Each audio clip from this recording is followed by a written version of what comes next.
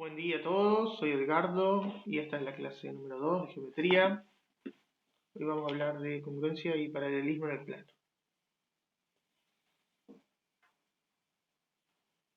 Estos son los temas. Vamos a empezar por ver qué es una isometría. Bien, una isometría es una función biyectiva del plano en el plano que conserva las distancias. ¿Sí? Vamos a hablar un poquito de eso. Yo no sé qué tanto se acuerdan de qué es una función biyectiva. Quizá lo vieron en fundamentos o lo están viendo. Vamos a verlo. A ver, lo primero que dice la definición es que es una función que va del plano en el plano. O sea, supongamos que pi es un plano. La función va del plano en el plano y es biyectiva. ¿Qué significa que una función sea biyectiva? Bueno, significa dos cosas. Primero, que es inyectiva. Y segundo, que es sobreyectiva. Esto es un i y esto en realidad es un sí solo sí. Para que una función sea biyectiva, tiene que cumplir las dos condiciones. Ser inyectiva y ser sobreyectiva. ¿Qué tiene que pasar para que sea inyectiva? Bueno, la idea de la inyectividad es que si... perdón, estoy suponiendo que todos tienen claro que es una función. Capaz que primero explico qué es una función. La idea es que una función es una relación entre dos conjuntos, un conjunto dominio, un conjunto codominio, que acá el dominio y el codominio van a ser un plano. ¿Sí? Entonces, lo que tenemos acá es que cada punto del plano va a tener una imagen en la isometría. ¿Sí? Bien. ¿Cuándo es inyectiva? Bueno, una función es inyectiva cuando, si tomamos cualquier pareja de puntos diferentes del dominio, se cumple que las imágenes de esos puntos también van a ser diferentes. O dicho de otro modo, no va a pasar que dos puntos diferentes tengan la misma imagen. Esto no va a pasar.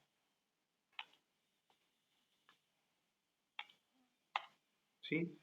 Entonces, la función asigna como imagen un solo punto del codominio. Bien. Y no puede pasar que dos elementos distintos del dominio tengan la misma imagen. Eso para ser inyectiva. Para ser sobreyectiva, lo que va a pasar es que cualquier punto que tomemos del codominio va a encontrar una preimagen. ¿Sí?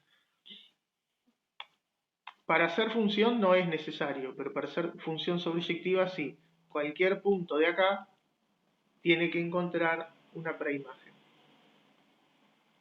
Eso quiere decir que todos los puntos del plano van a encontrar su preimagen en el plano. Bien.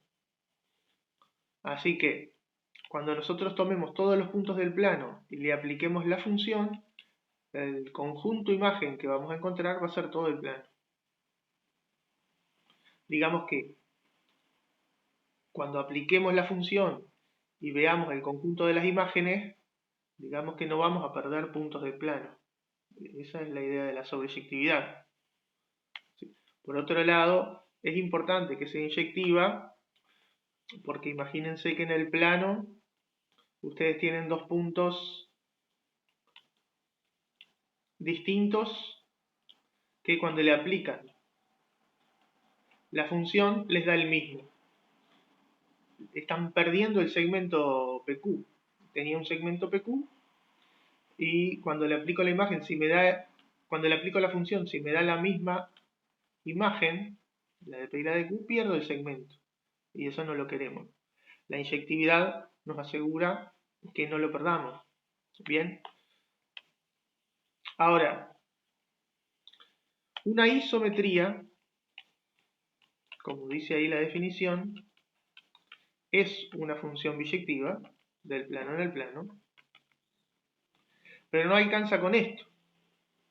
Porque, ¿qué pasa? Si yo en el plano tengo una función que lo que hace es,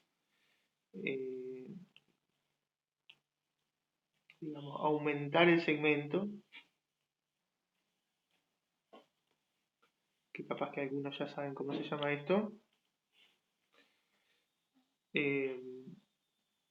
no sé si tienen idea de qué es una homotesia.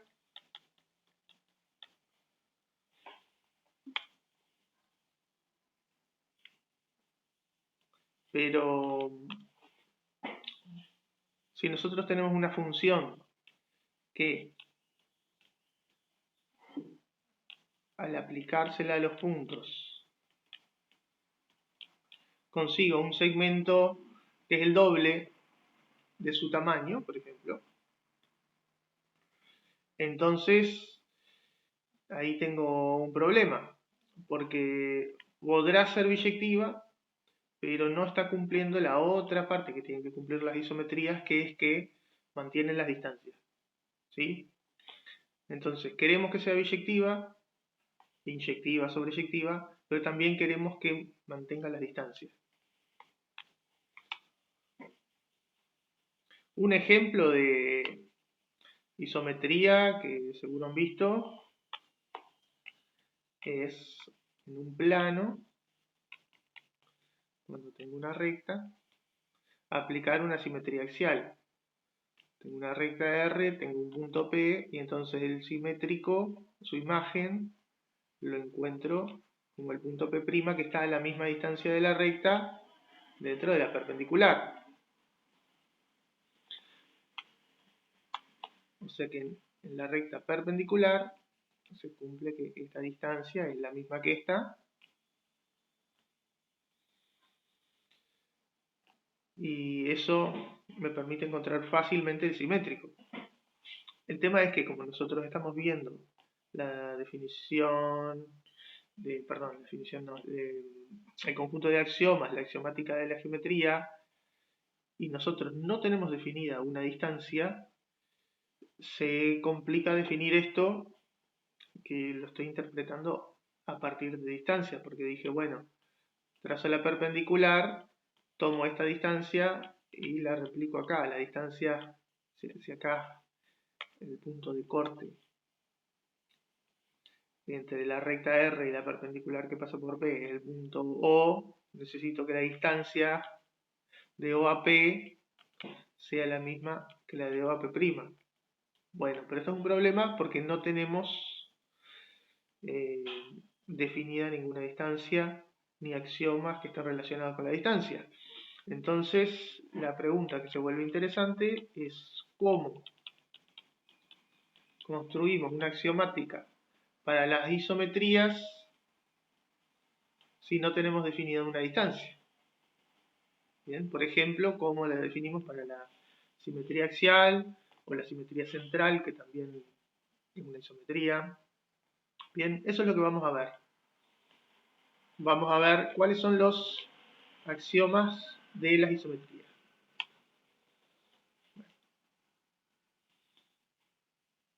Vamos a la presentación. ¿Sí? Entonces, insisto con esto. Isometría, función biyectiva del plano en el plano que conserva las distancias. ¿Sí? No alcanza con ser función biyectiva del plano en el plano para hacer una isometría. Tiene que conservar la distancia. Al no tener definida una distancia, estableceremos qué entendemos por isometría mediante nuevos axiomas. ¿Sí? O sea, esta definición es buena como una noción de qué es isometría y para que entendamos que ya hemos visto varias de ellas. Simetría central, simetría axial, rotaciones, traslaciones. Bueno, pero vamos a ver los axiomas de las isometrías. Axiomas de isometría en el plano. Bien, tenemos estos 5, que ahora en un rato, después de que los lea, los explico en el pizarrón. Las isometrías en el plano son funciones biyectivas que van del plano a sí mismo. Eso es lo que hablábamos hoy. Es decir, que a cada punto del plano le corresponde otro punto del mismo plano que llamaremos su imagen. ¿Sí? Esto es lo que explicaba recién. Le vamos a llamar su imagen el punto correspondiente, ¿sí? Y se tienen que cumplir las condiciones de biyectividad.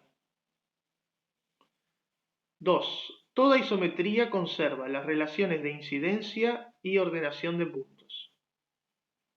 3. Ninguna isometría puede transformar un segmento o un ángulo en una parte del mismo. 4. El conjunto de todas las isometrías del plano, junto con la composición de funciones, forma un grupo. Y 5, ese nos va a llevar un ratito más. Bueno, lo leo. Sean A X, alfa y B, BI, beta, dos ternas formadas por un punto, una semirrecta con origen en el punto y un semiplano delimitado por la recta a la que pertenece la semirrecta anterior. ¿Sí? A ver si se entiende. Tengo un punto A, por ejemplo, en la primera terna tengo el punto A, una semirrecta de origen A y un semiplano alfa que está determinado, o sea que su borde es la recta AX. ¿Sí? Bien. Existe, esto es axioma, así que no lo vamos a demostrar. Existe una y solo una isometría que hace corresponder la primera terna con la segunda. ¿Sí?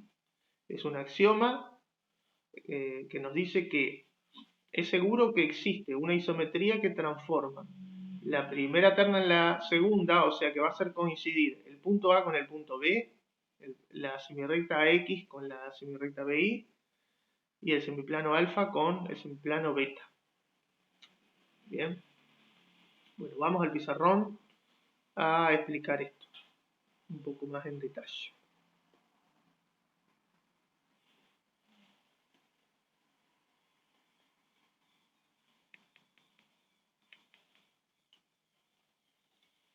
Bien, el primero está explicado. El segundo, cuando dice que toda isometría conserva las relaciones de incidencia y de ordenación, significa que si por ejemplo yo tengo un punto dentro de una recta y aplico la isometría, la imagen del punto va a pertenecer a la imagen de la recta. ¿Sí? O si por ejemplo tengo un punto que está fuera, un punto exterior a la recta, entonces la imagen va a seguir siendo exterior a la recta. Esto es importante porque si por ejemplo yo tengo dos puntos de una recta, entonces ¿cómo puedo hacer para encontrar la imagen de la recta? Bueno, yo sé que si le aplico la imagen, la isometría a Q y la isometría a P,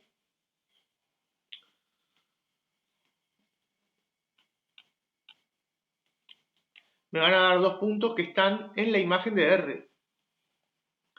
Eso significa que estos dos puntos determinan la recta de R', porque se siguen cumpliendo los axiomas de enlace y de existencia. Así que tendríamos determinada la recta R' a partir de esos puntos, porque dos puntos determinan una y solo una recta. Bien. En cuanto a la ordenación, se refiere a que si, por ejemplo, yo tengo un punto X entre P y R, cuando le aplico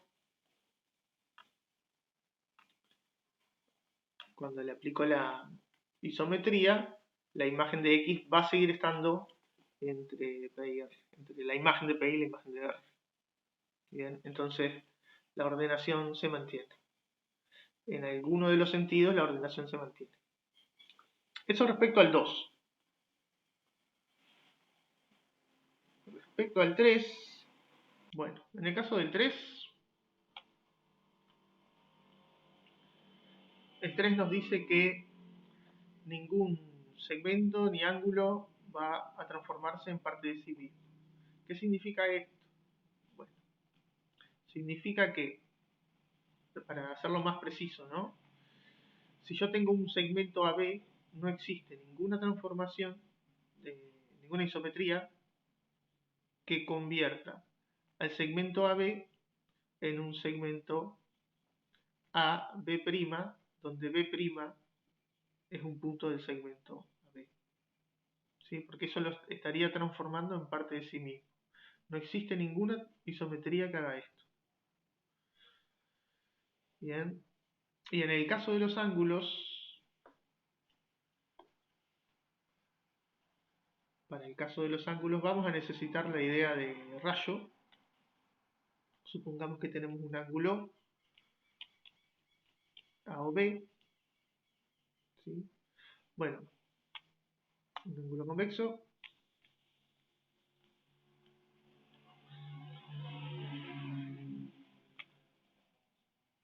Decimos que OC es rayo de A o B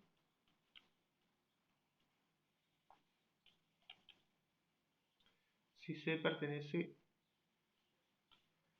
o si C es punto interior, va a ser más fácil esto, es punto interior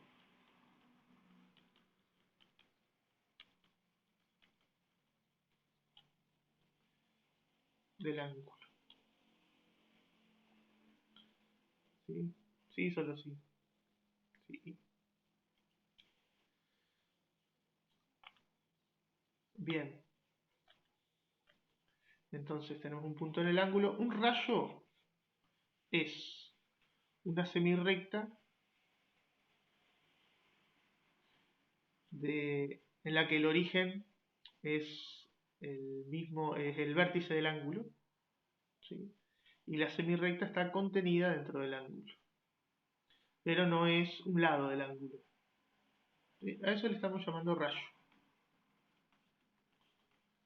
Bueno, ¿qué está diciendo el 3 cuando se refiere a que ningún ángulo se convierte en parte del mismo?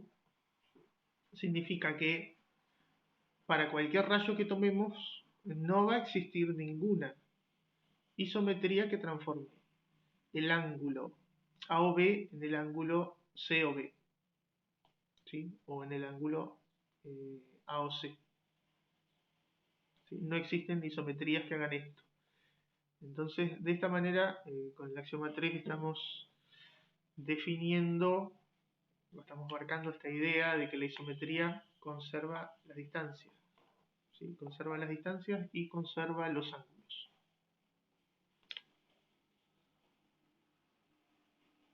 Bien. Y en el caso del 4, el 4 dice que el conjunto de las isometrías, vamos a llamarle F mayúscula, con la composición es un grupo. Bueno, a ver, ¿qué significa esto? Supongamos que el conjunto F mayúscula es un conjunto en el que están todas las funciones biyectivas que son isometrías.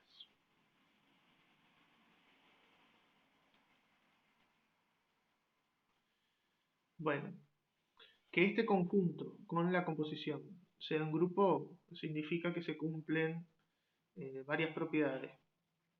¿Sí? Los elementos del conjunto cumplen varias propiedades que las vamos a dar por hecho, porque esto es un axioma.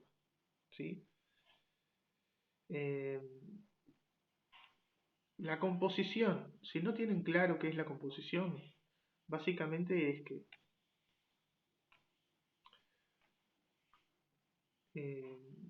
imaginen que, bueno, tengo el plano, estos son movimientos del plano en el plano. Imaginen que primero aplico una isometría F y después aplico a lo que me da como imagen, le aplico una isometría G. Bueno, en este caso estamos diciendo que aplicar la isometría F y después la isometría G es lo mismo que aplicar la composición G compuesto con F. ¿Sí? Una composición es, digamos, la aplicación sucesiva de dos funciones, en este caso dos isometrías. Así que si yo le estoy aplicando una composición a un conjunto de puntos, ¿sí? O al plano, esto significa que primero le voy a aplicar la isometría F y a lo que me da le voy a aplicar la isometría G. Bien, eso es la composición. ¿Sí? ¿Qué dice el axioma cuando me está diciendo que es un grupo? Bueno, varias cosas. Lo primero que me dice es que cuando yo hago una composición de dos isometrías, ¿sí? Las que sea, el resultado de la composición también es una isometría. ¿Sí? Así que para todas isometrías F y G que estén dentro del conjunto, se cumple que G compuesto con F también es una isometría, así que pertenece a ese conjunto. ¿Sí? Eso también se suele decir que la composición es cerrada, perdón, que el conjunto es cerrado para la composición. ¿Sí? El conjunto F es cerrado para la composición, por eso cuando componemos dos queda dentro del conjunto. Es decir, sigue siendo una isometría. Bien.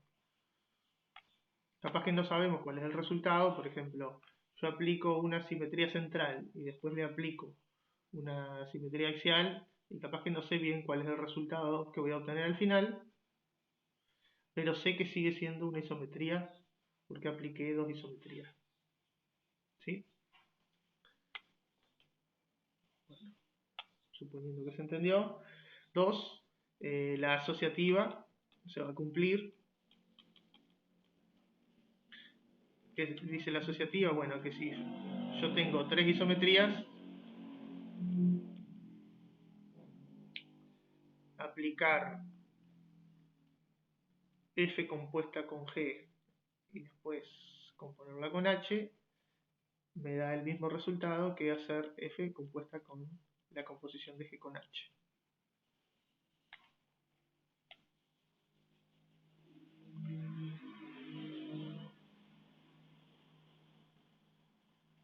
Bien. En tercer lugar, existe una isometría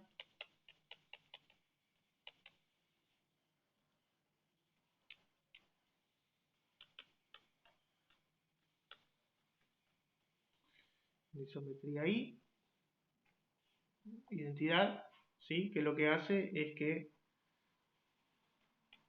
una isometría I en el conjunto, tal que para todo elemento, ¿sí? Si yo compongo con la identidad, no importa en qué orden, porque aclaro que no es conmutativa la composición, no es lo mismo G compuesto con F que F compuesto con G. Bien, pero en este caso, siempre que componga con la identidad, el resultado va a ser la misma isometría. Bien, y 4 es que para cada isometría del conjunto existe una isometría inversa,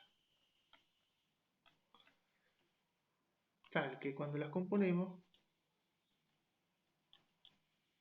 en el orden en el que las compongamos, el resultado va a ser la identidad. ¿Sí?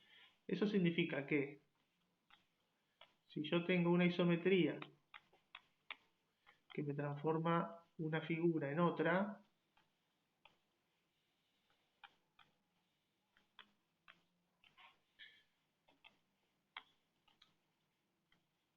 hay una inversa que me transforma la imagen en, digamos, la original. ¿Sí? Esta es la idea de función biyectiva. Le exigíamos que es una función biyectiva porque las funciones biyectivas tienen función inversa. ¿Sí? Entonces, bueno, esa exigencia venía por este lado. Así que el cuarto axioma me dice que el conjunto de todas las isometrías forma un grupo y eso significa que se tienen que cumplir estas cuatro propiedades. ¿Sí? Vamos a asumir que se cumplen. ¿Bien? Vamos a asumir que si yo compongo dos isometrías, el resultado de una isometría, ¿sí? Y hay que entender la composición, se puede entender como la aplicación sucesiva de isometrías. Eso genera otra isometría, que se cumple la asociativa, está bastante común, que existe una isometría y que deja todo como estaba, digamos.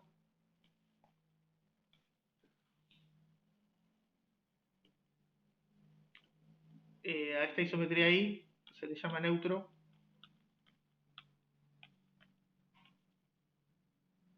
Bien. Y el cuarto punto es que cada isometría va a tener una isometría inversa. Bien.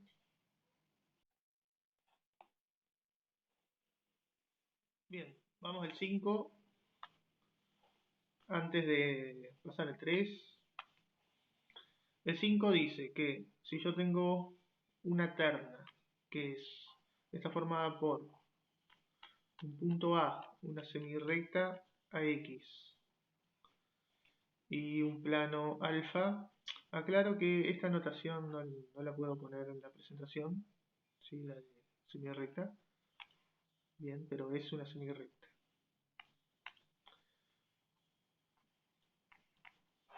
Y otra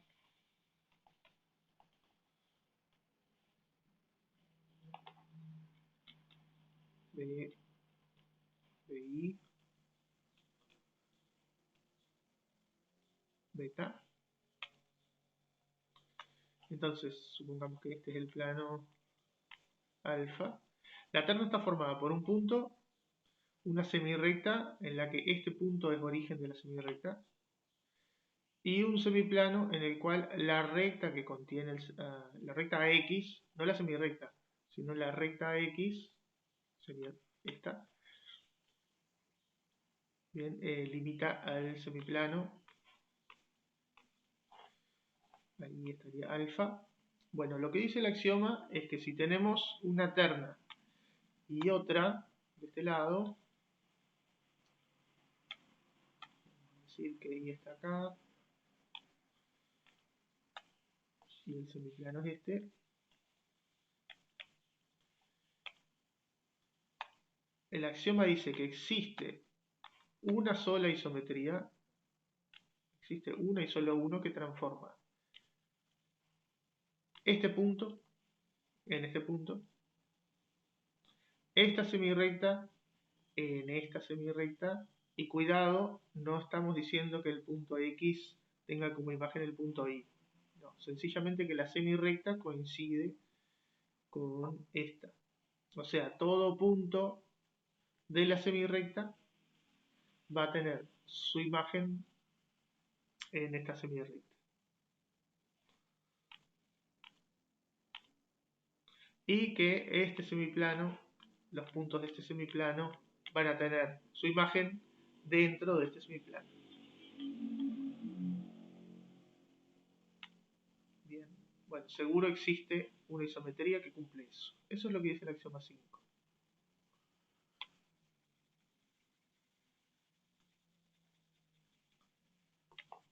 Vamos al 2. Bien, bueno, volviendo a la presentación, entonces tenemos el tercer grupo de axiomas, que es el grupo de axiomas de isometría. Bien, vamos a seguir. Entonces podemos definir congruencia. ¿Sí? Vamos a decir que dos figuras, F y F' son congruentes cuando una de ellas puede obtenerse como imagen de la otra, me falta un D ahí, de la otra mediante una isometría. ¿Sí? Si existe una isometría que transforma la primera figura en la segunda figura, entonces decimos que son congruentes. ¿Sí? Fíjense que con esta definición no necesitamos medir, no necesitamos saber cuánto mide AB y cuánto mide A'B', sino que lo que necesitamos es una isometría que transforme un segmento en el otro. Bien, cuando decimos figuras nos referimos a un conjunto de puntos, que puede ser un segmento, una semirrecta, una recta, un triángulo, lo que sea. La congruencia es una relación de equivalencia. ¿Sí? Está de vuelta. Concepto que seguro vieron en fundamento, ¿sí? O si no lo vieron. Para hacer una relación de equivalencia se tienen que cumplir las tres propiedades: reflexiva, simétrica y transitiva. Bien, vamos a ver qué era eso. Bien, vamos a demostrar que las congruencias, la relación de congruencia es de equivalencia. ¿Sí? Congruencia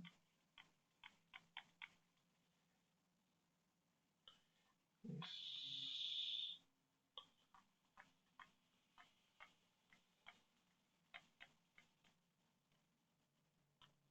una relación de equivalencia.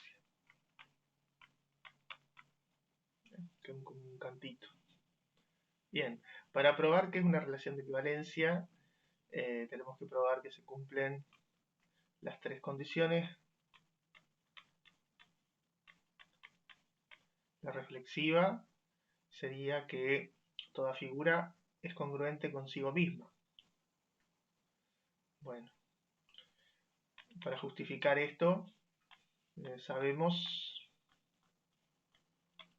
que existe la isometría I, o sea, la isometría, la neutra, el neutro del grupo, tal que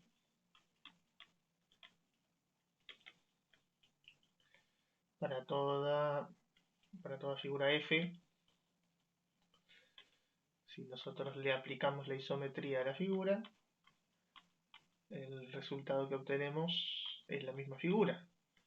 Así que eso significa que la figura es congruente consigo misma. ¿Sí? Cuidado, no son lo mismo. Este igual no es el mismo que este igual es el que dice que esta figura es congruente con esta, y este igual es el de la imagen. ¿Sí? El conjunto imagen es este. ¿Sí? En este caso le puse el cosito para que se diferencien, que no dicen lo mismo. 2. Simétrica. Bueno, la simétrica nos dice que tenemos que probar que si A es congruente con B, entonces B va a ser congruente con A. Bien, bueno, para justificar esto, podemos hacer lo siguiente. Si A es congruente con B, entonces sabemos que existe una isometría F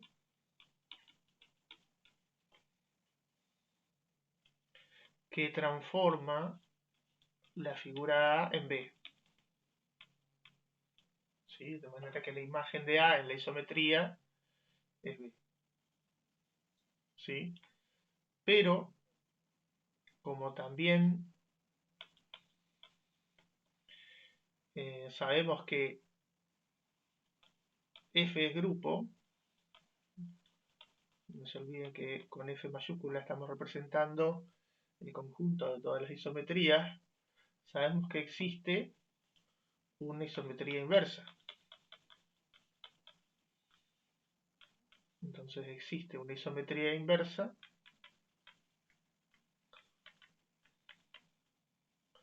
tal que, sigo acá abajo,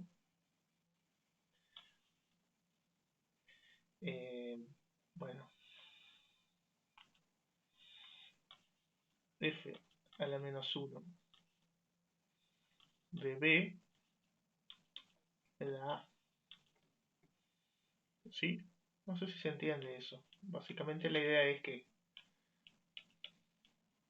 si la isometría F transforma la figura A en la figura B, entonces la inversa hace la transformación contraria, digamos.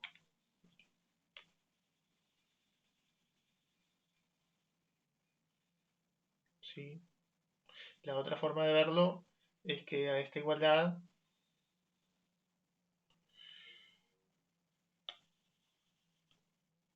podemos verlo así también, que le aplico a las dos la isometría inversa, y si yo compongo las dos inversas me va a dar el neutro,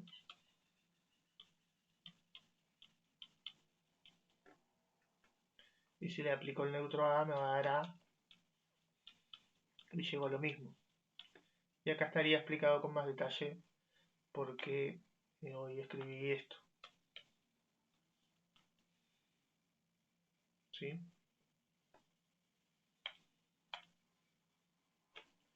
Bien, entonces, de esta conclusión en celeste, como yo tengo que existe una isometría que si se la aplico a B me da la figura A, eso significa que la existencia de esa isometría hace que B sea congruente con A.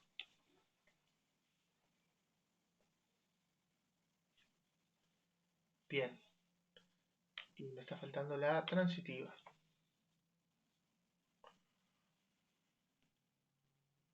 Fíjense que ahí estamos usando los axiomas, porque cuando yo digo que el conjunto de las isometrías es un grupo, me estoy basando en los axiomas. Bueno, 3, transitiva.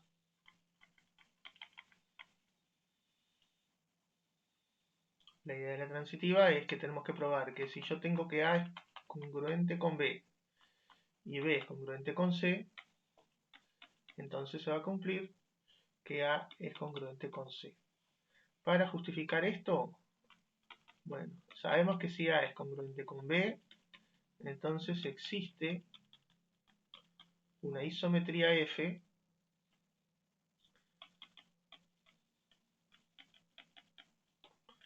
que transforma la figura A en B. Por otro lado, B es congruente con C, así que podemos asegurar la existencia de otra isometría G, de manera que la imagen de B me da C. Bien. Bueno. Pero fíjense que tenemos B y B. O sea que si nosotros hacemos G de B, en realidad estamos haciendo G de F de A. ¿Sí? Estoy cambiando B por F de A y obtengo esto. Lo que me da una composición de G compuesta con F. ¿Sí?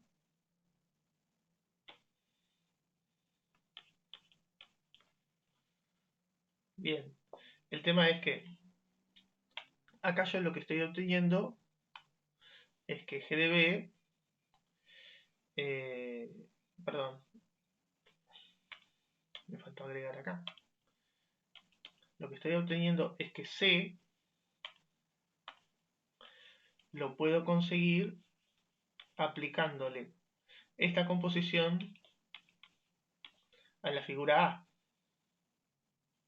Bien. Lo podemos escribir así también. Podemos escribirlo por un lado esto.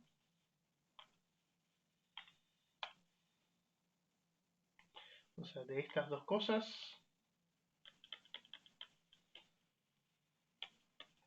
sacamos esto, ¿no? Y sabemos que G de B también es C. Entonces de estas dos podemos llegar a la deducción que G compuesto con F aplicado a la figura A me da C. La pregunta importante acá es, bueno, yo estoy encontrando una función tal que la imagen de A me da C, que es lo que estamos buscando para probar esta congruencia. Pero ¿esto es una isometría?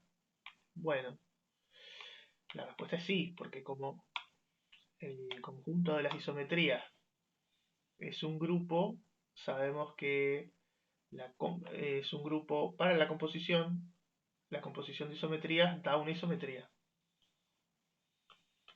Entonces, como F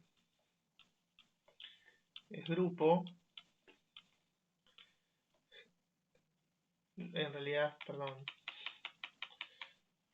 esto es muy común, es un abuso de notación. El grupo es la dupla, este par. Como este grupo G compuesto con F es isometría.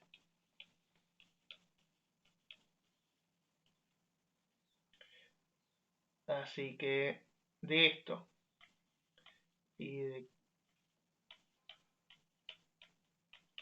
que la imagen de A me da C, podemos sacar la conclusión de que A es congruente con C. Bien, y ahí se cumplen las tres condiciones para que sea una relación de equivalencia, así que por 1, 2, 3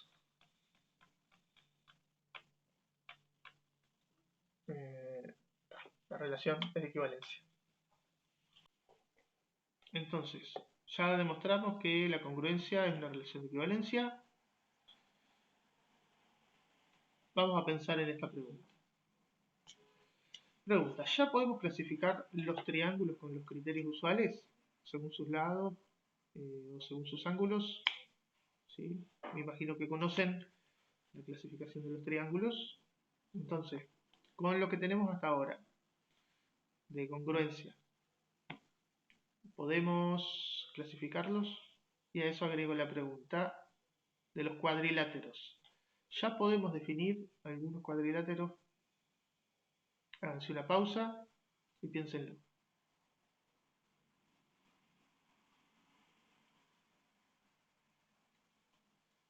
Bien. Bueno, la realidad es que podemos hacer algunas clasificaciones, ¿sí? Basados en el concepto de congruencia que tenemos, ¿sí?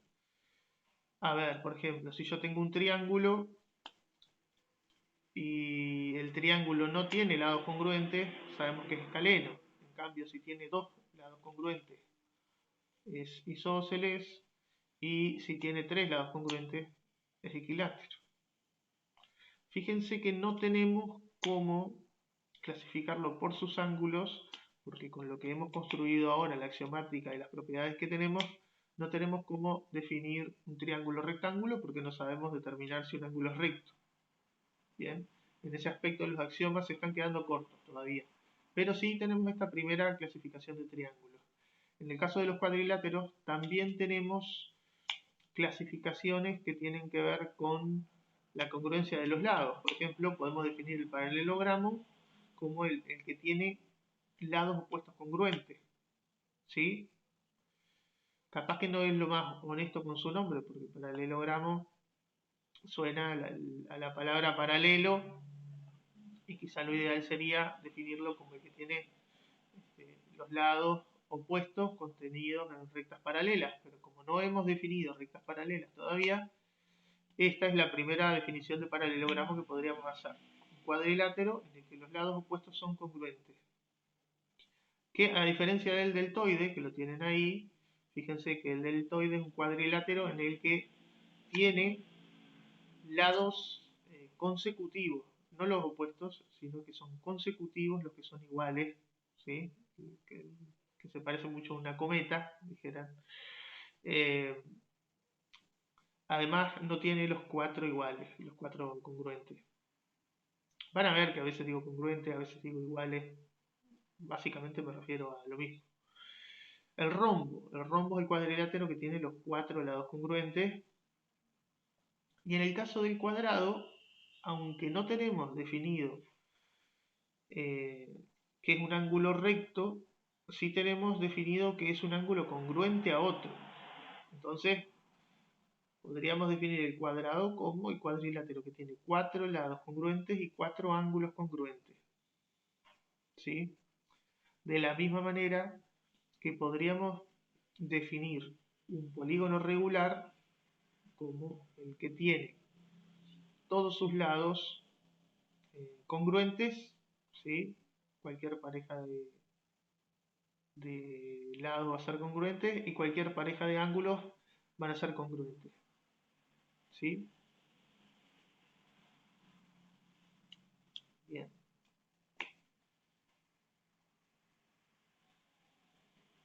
Bueno, eso es lo que decía recién.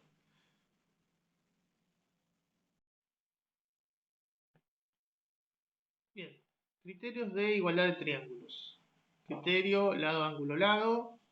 Dice, si dos triángulos A, B, C y D, F tienen respectivamente dos lados congruentes y el ángulo que determinan, los triángulos son congruentes.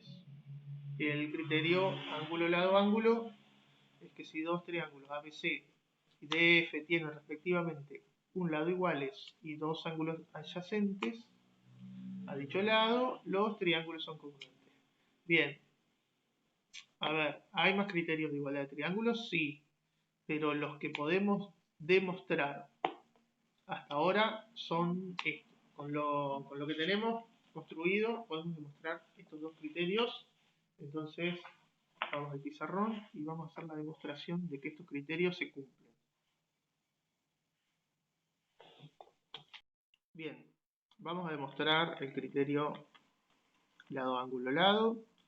Eso significa que vamos a empezar con dos triángulos ABC, DF, tales que tenemos que el ángulo CAB es congruente con el FDE, los lados AC y DF son congruentes y AB es congruente con DE. Bien, dadas estas condiciones queremos probar que los triángulos son congruentes. Bien, la situación sería una cosa así, vamos a hacer un dibujito.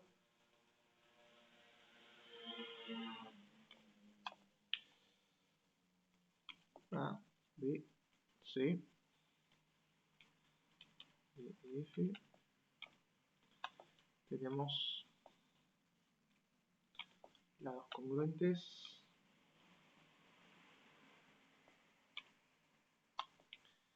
y el ángulo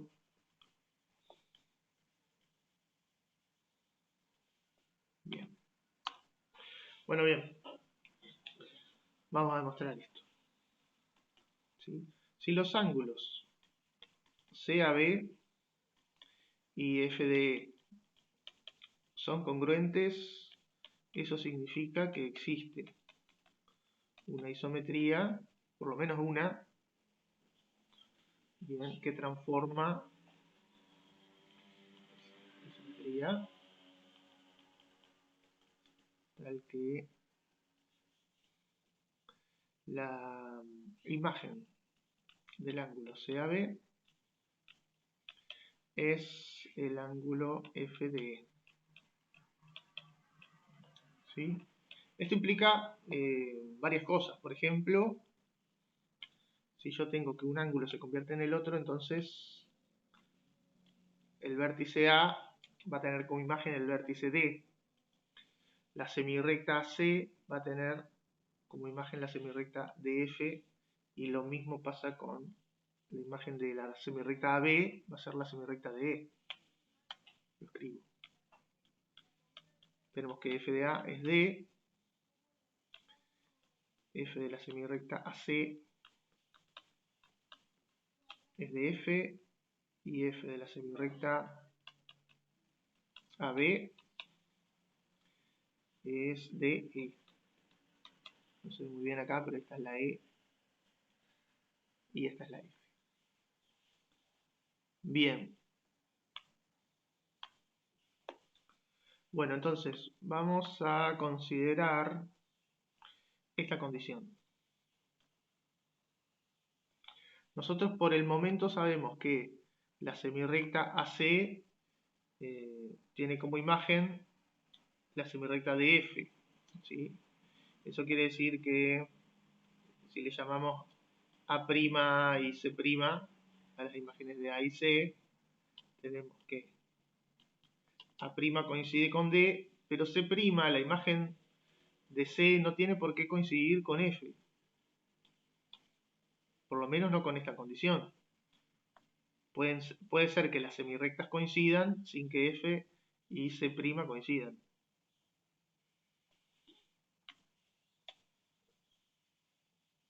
Entonces, si tomamos esa condición,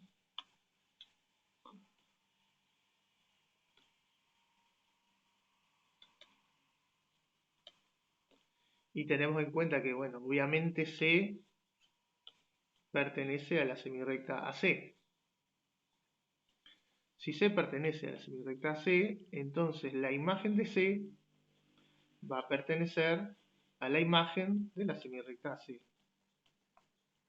Esto es por el axioma que dice que se mantienen las relaciones de incidencia después de aplicar una isometría.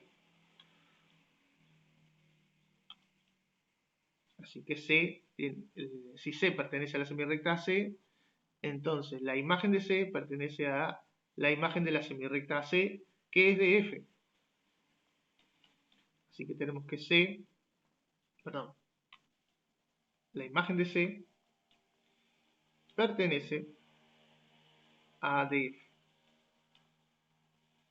Bien, eso es por el axioma, podemos poner axioma del grupo 3 y es el número 2.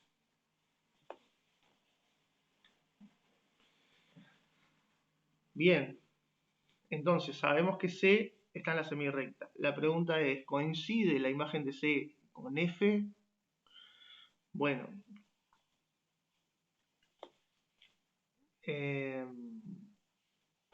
a ver, veamos. Supongamos que no. Supongamos que tengo el segmento AC, el segmento DF, aplicamos la isometría, sabemos que F de A coincide con D, y sabemos que F de C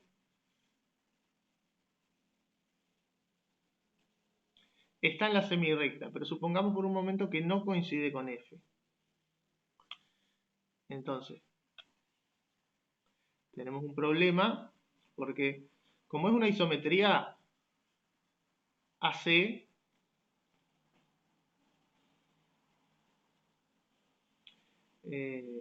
es congruente con este segmento. A su vez, sabemos por hipótesis que AC es congruente con el segmento de F. Entonces no puede ser, no es posible que F de C quede entre D y F, porque esto estaría negando el axioma 3, que nos dice que un segmento no puede convertirse en parte de sí mismo. Si a nosotros nos coincide este extremo y este queda entre, entonces estaríamos encontrando una isometría que transforma un segmento en parte de sí mismo. ¿Se entiende?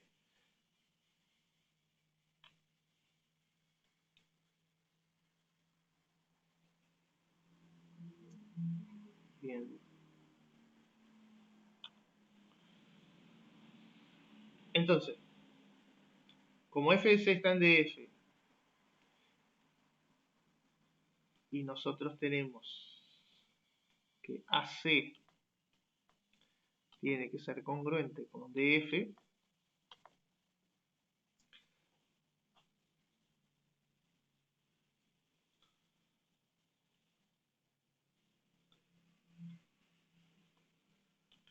y acá podemos sacar la conclusión de que f de c coincide con f. ¿Sí? De manera similar, solo que trabajando con la otra condición, con esta, podemos llegar a que la imagen de B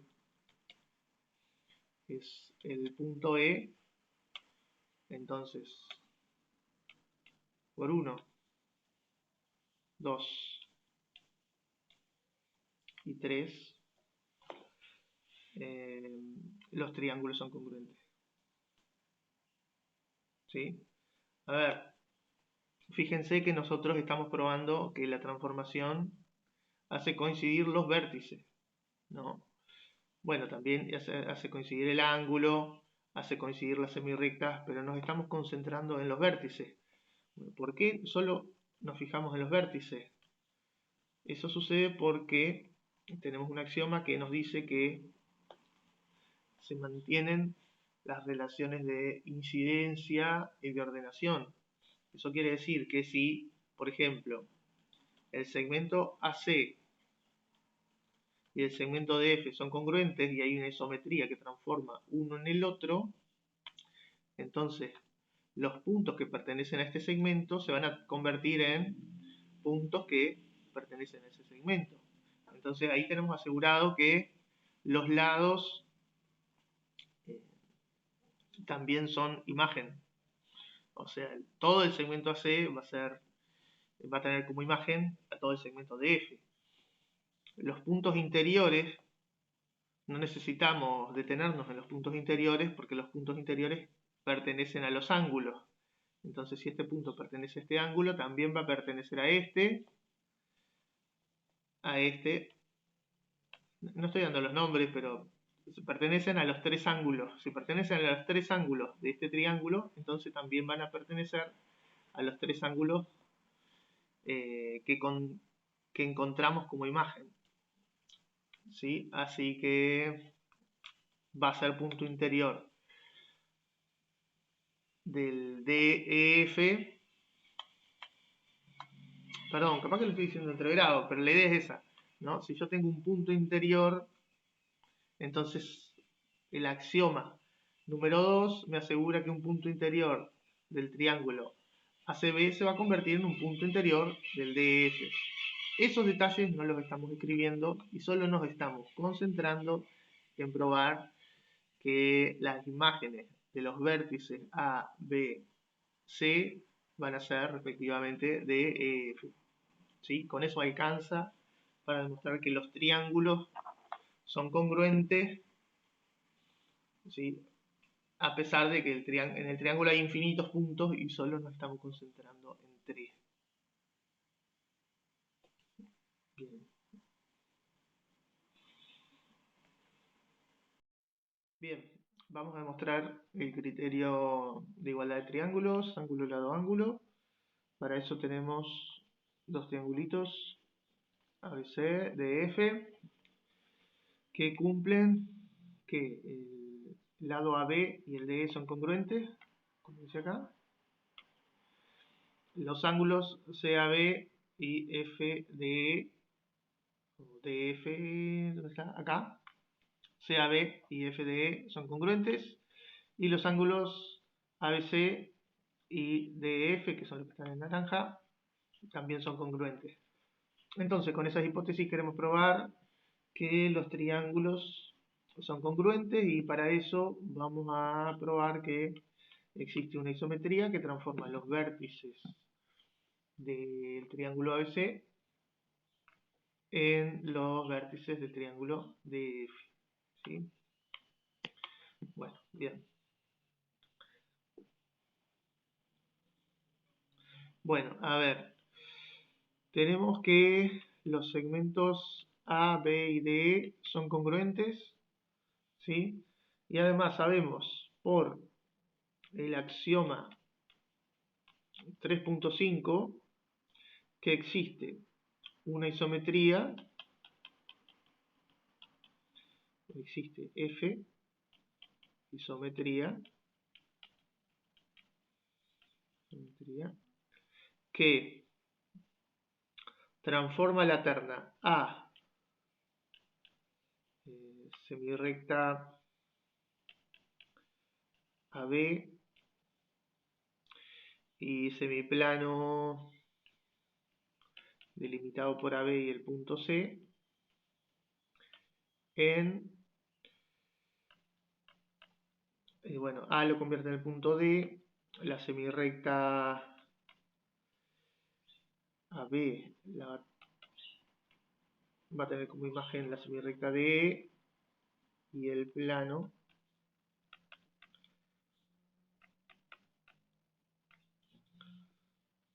transformado va a ser el delimitado por la recta DE y F. A ver, lo que queremos hacer es que la semirrecta de origen A que pasa por B coincida con la semirrecta de origen D que pasa por E, pero que además el semiplano que contiene a C tenga como imagen el semiplano que contiene a F. Esa es la idea. ¿Sí? Bueno, sabemos que existe esa isometría. Y entonces, de esa isometría vamos a tener que la semirrecta AB se tiene como imagen, la semirrecta AB tiene como imagen la semirrecta DE. Pero además sabemos que los segmentos AB y DE son congruentes. Entonces lo que está ocurriendo acá es que se está trasladando el segmento y la imagen de B va a coincidir con el punto D. ¿Sí? Fíjense que ya tenemos dos vértices listos, porque además A se convierte mediante esta isometría en D, así que ahí, digamos que por esto, vamos a tener que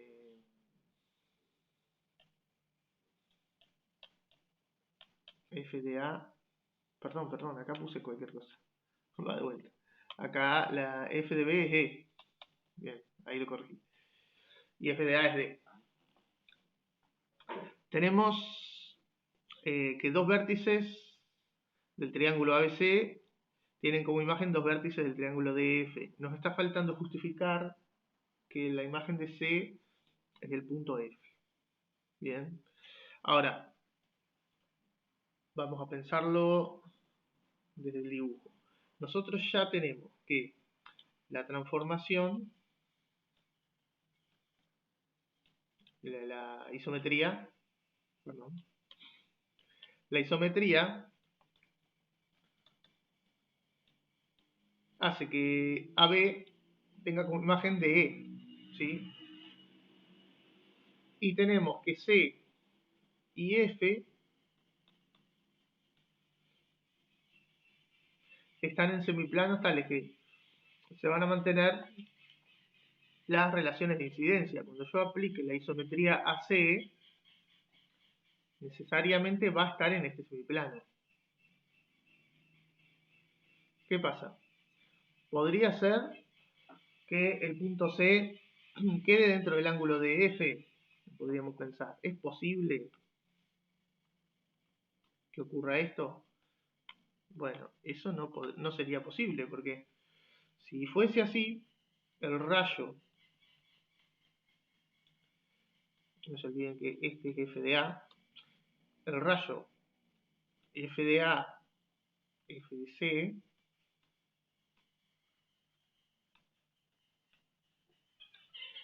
que sería la imagen de este, y el rayo, no, mejor dicho, la semirrecta AB, que sabemos que tiene como imagen la semirrecta DE, bueno, en este caso tenemos que este ángulo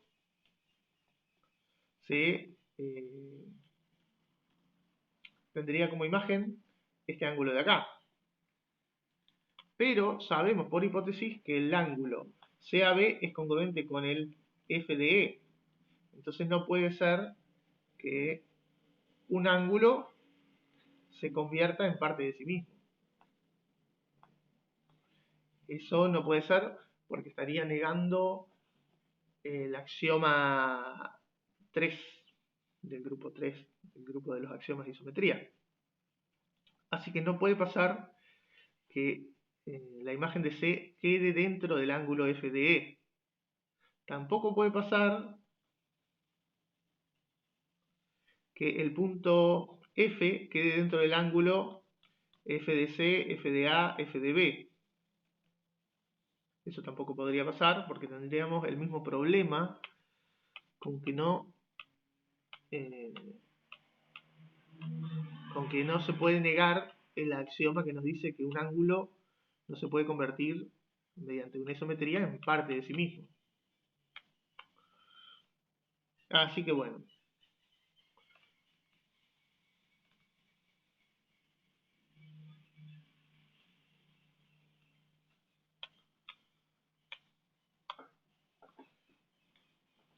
Lo que digo es que, como tenemos que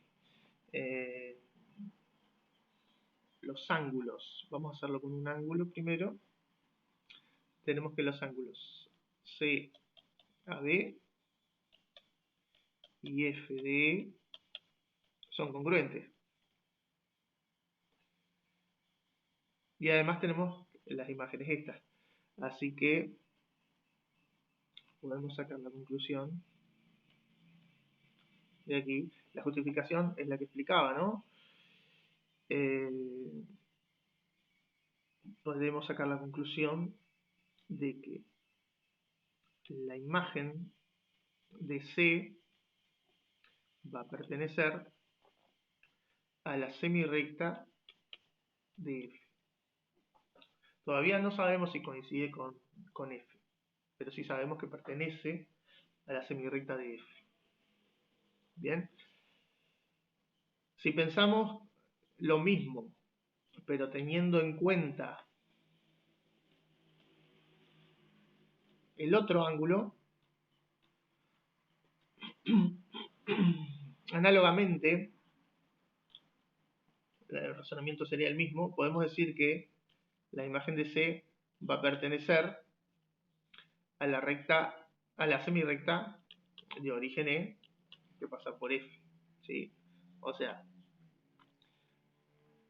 podemos probar que esta semirrecta se tiene que convertir en esta, necesariamente, para que se mantenga la congruencia de los ángulos, y que esta semirrecta se convierte en esta.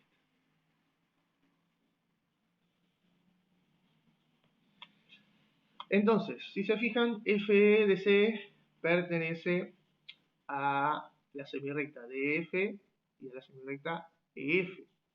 Además sabemos que D, E y F no están alineados porque forman un triángulo. Y si no están alineados significa que las rectas D, E y F son secantes. Y su intersección es solo un punto. Que lógicamente, en este caso de estas rectas, la DF y la EF, la intersección va a ser el punto F, que es el que tienen en común. Entonces,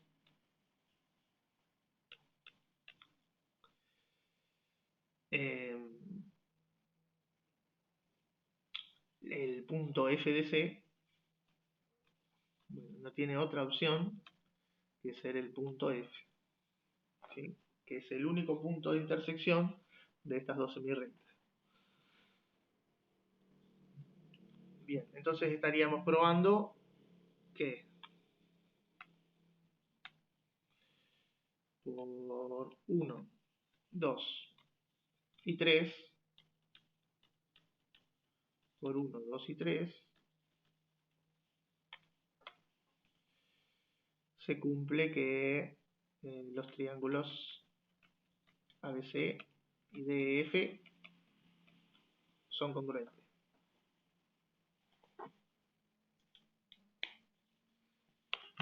Bien, bueno.